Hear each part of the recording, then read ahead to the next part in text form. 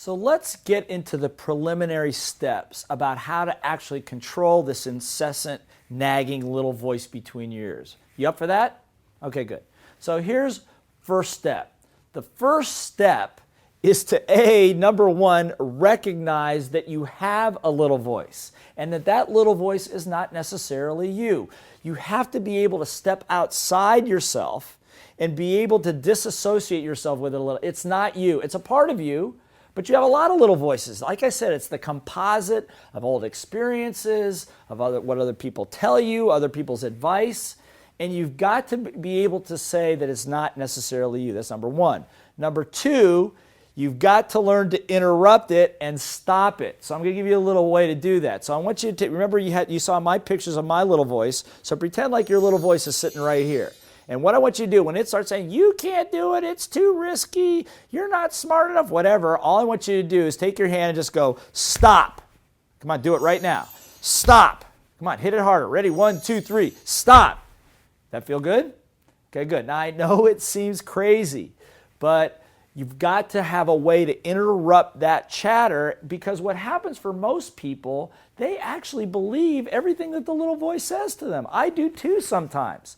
But you've got to understand that it's not you, and you stop it.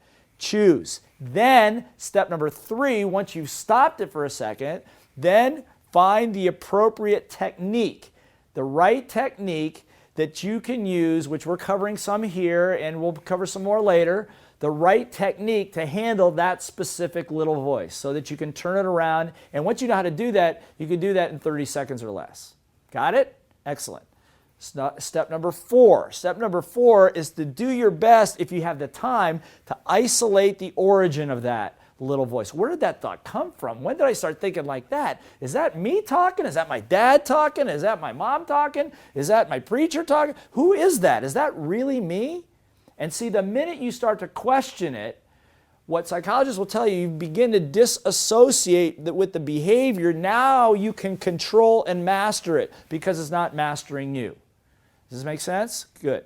So let's go. And the 5th step of this thing is that once you're able to begin to understand the origin, I want you to have one thing in mind.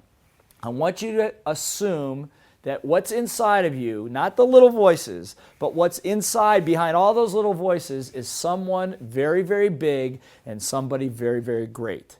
See, I work with hundreds of thousands of people over the last 25, 30 years in over 25 different countries, as I've said.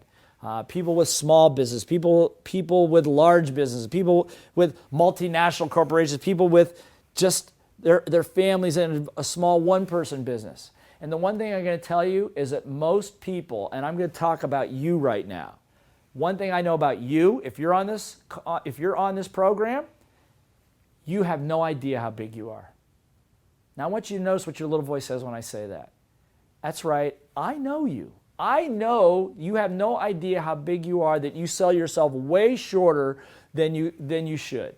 The reason I know this is I have you in my programs. I've worked with people like you before, and the results you're able to accomplish in a short period of time are amazing once the little voice is out of the way. You've got to know that inside of you is a bigger, better, more capable person, and to become almost obsessed with getting to who that bigger and better person is. So here's what I'm going to ask you to do. First of all, take a deep breath. Let it go. I know that was a little heavy for you, but I want you to really feel that. You know I'm right. You know you're bigger than you give yourself credit. And you know that everything that you want is right within your grasp if you just get those stupid little voices out of the way, right? So here's what I'm going to ask you to do. Before we go to the next chapter, before we go to the next section, I want you to review the 5 first steps to mastering your little voice that I just went through, all 5 of them. Make sure you got them down, particularly the one that says when that little voice comes in there, you just go, stop. Most important part. You can choose the thoughts you want to have. And once you do, you're in control of not only your little voice, but you've also mastered your destiny.